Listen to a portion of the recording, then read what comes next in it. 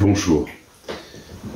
Ce Shabbat, nous aurons le bonheur de lire la paracha d'Yitro, célèbre pas seulement à cause de la fête des garçons chez nos chers frères tunisiens, mais surtout parce que Yitro relate l'événement le plus important de l'histoire de l'humanité pour le peuple d'Israël, le don de la Torah sur le mont Sinaï, qui sera délivré au peuple d'Israël à l'issue d'une marche de 50 jours après la sortie d'Égypte.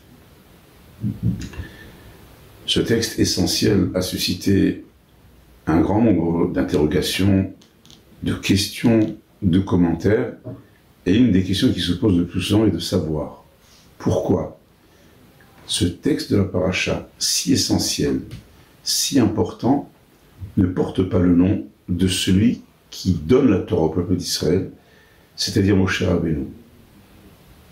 Le nom donné à cette paracha est Yitro. Qui est Yitro? Yitro est bien sûr le beau-père de Moshe Rabbeinu, mais c'est un prêtre dont nos sages disent qu'il a expérimenté toutes les formes d'idolâtrie dans une recherche sincère de l'authenticité, du vrai. Et ce n'est que lorsque, un jour, il va découvrir la Torah, le message de la Torah, qu'il va cesser sa quête spirituelle pour finalement adhérer à la foi du peuple d'Israël. Est-ce que cela est une raison suffisante pour qu'il ait le mérite pour l'éternité que la paracha du don de la Torah porte son nom, le nom de Yitro? Une des pistes qui a été suggérée par nos sages est la suivante. Prenons le premier commentaire de Rashi sur la paracha qui explique le sens de Vayishma Yitro. C'est ainsi que commence la paracha, le texte de la paracha. Et Yitro a entendu. Sauf que la Torah ne précise absolument pas la nature des propos que Yitro a entendus. Et Rashi propose plusieurs réponses. Une d'entre elles, il a entendu le don de la Torah sur le mont Sinaï. Mais en fin de compte, en quoi c'est important? Ce n'est pas sans doute le seul homme à avoir entendu parler du don de la Torah. J'imagine, bien que les tweets n'existaient pas encore, ni YouTube, ni Facebook, mais j'imagine qu'un événement d'une portée aussi considérable, presque cosmique, a dû faire son chemin dans le monde entier. Un de mes maîtres, le Rav Wolbe, explique la chose de la manière suivante. Imaginez que les lecteurs d'un grand journal prennent connaissance d'un fait extraordinaire, qui marque les esprits, qui marque son temps et son époque. On peut avoir deux types de réactions. Soit prendre connaissance de l'événement et puis le ranger dans sa mémoire, soit ne pas se suffire d'entendre ce qui s'est passé sur le mont Sinaï, mais de quitter son lieu de vie, de se mettre en chemin et d'aller au mont Sinaï pour essayer de découvrir qu'est-ce que cet événement a apporté à l'humanité.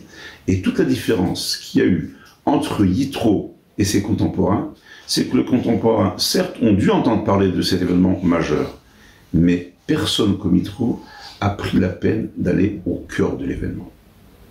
C'est une des raisons pour laquelle la paracha, qui incarne tout l'esprit de la Torah, porte le nom d'Yitro pour nous dire quoi? Pour nous dire que la Torah n'est pas une théorie. La Torah n'est pas une philosophie. La Torah n'est pas une idéologie. La Torah est avant tout une Torah dans l'engagement, dans la vie au quotidien, dans toutes les situations et dans tous les événements. C'est cela que Yitro a fait. Il est parti à la rencontre d'une Torah vivante. Et quand je disais tout à l'heure que Yitro était un prêtre qui a testé toutes les idolâtries, il faut savoir que le jour où il a renoncé aux idolâtries et qui est devenu une sorte d'hébreu avant la lettre, avant que la Torah ne soit donnée, en adhérant à cette foi d'Israël, eh bien il a été banni par tous les grands de ce monde. Il a été rejeté par son peuple. Et c'est ce jour-là que Moshe Rabbeinu va arriver d'Égypte et il va rencontrer les filles de Yitro qui amènent leur troupeau pour l'abreuver auprès d'un puits, le puits de la vie qui était protégé par une grosse pierre. Et d'ailleurs on se demande comment un personnage aussi considérable que Yitro n'ait pas eu des bergers à son service. La réponse elle est que banni par les siens, aucun berger n'avait accepté de travailler chez lui, et ce sont ses propres filles qui ont été obligées de mener à l'abreuvoir les troupeaux de leur père. Yitro est un homme épris d'un tel sentiment de vérité qui est capable de sacrifier son prestige, de sacrifier sa situation matérielle, de sacrifier les honneurs parce qu'il était à la recherche de la vérité. Et pour elle, il a tout sacrifié. Pour elle, il a renoncé à tout. Yitro est l'homme de l'engagement. Je voudrais d'ailleurs rappeler à cet effet que les kabbalistes disent que la structure du monde, elle est faite à partir de 4 dimensions. La dimension la plus proche de nous est appelée dans le langage des kabbalistes Olam HaAsiya, le monde de l'action, pour dire, encore une fois, que notre engagement de la Torah, ce n'est pas seulement ces idéaux qui ont inspiré les déclarations des droits de l'homme et qui ont inspiré tant de codes dans le monde, mais avant tout, le monde de la Torah est un monde de l'engagement, dans le maasé, dans l'action, dans la parole, dans le penser, dans le dire, dans le faire. C'est cela que Yitro a compris, c'est cela que Yitro incarne, et c'est pourquoi Yitro a mérité pour dire dans quel esprit on doit vivre la Torah que la paracha Yitro porte son nom. D'ailleurs, cela a été le moment de ses mérites, mais il est également devenu le beau-père du gendre idéal, du gendre rêvé. Qui n'aurait pas voulu Moshe Rabbeinu comme gendre? Quel mérite extraordinaire! Cela, encore une fois, vient confirmer la quête d'authenticité et l'attitude de l'engagement de Yitro dans la vie au quotidien à partir de tous ces enseignements de la Torah. Voilà, chers amis, ce que je voulais nous rappeler à l'occasion de cette paracha que nous dirons, j'en suis persuadé, avec beaucoup d'émotion, en essayant de s'imaginer ce feu qui va descendre sur le mont Sinaï, en essayant d'imaginer le son du chauffard qui va retentir, en essayant d'imaginer ce moment unique dans l'histoire de l'humanité où le ciel s'ouvre et collectivement tout le peuple d'Israël massé au pied du mont Sinaï, hommes, femmes et enfants, vont vivre une expérience unique, celle d'entendre directement la voix du Créateur proclamer les 10 commandements. C'était ça l'expérience unique, exceptionnelle qu'ont vécu les enfants d'Israël au pied du mont Sinaï.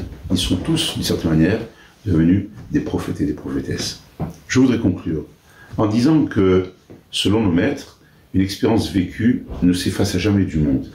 Et que lorsque cette expérience, elle est dite, elle est récitée, elle est proclamée, en l'occurrence à travers la lecture de la Torah, on peut essayer de grappiller quelques étincelles, on peut essayer de se raccrocher à cette expérience originelle pour en nourrir de spiritualité l'âme qui vit à l'intérieur de nous-mêmes. D'une certaine manière, on nous invite à être un peu un Yitro, non pas dans la pensée seulement, mais dans l'engagement, dans le vécu, dans le quotidien et dans l'action. À très bientôt, Shabbat Shalom.